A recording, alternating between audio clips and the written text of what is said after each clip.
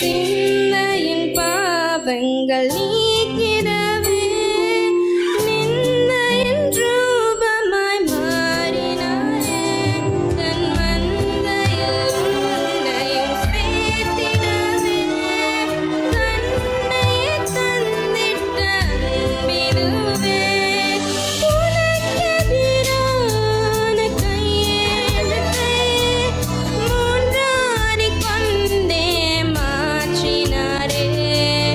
பாவத்து மரித்திட்ட உன்னை இயேசு பாசமாய் உயிர்ப்பிக்க மாண்டாரே.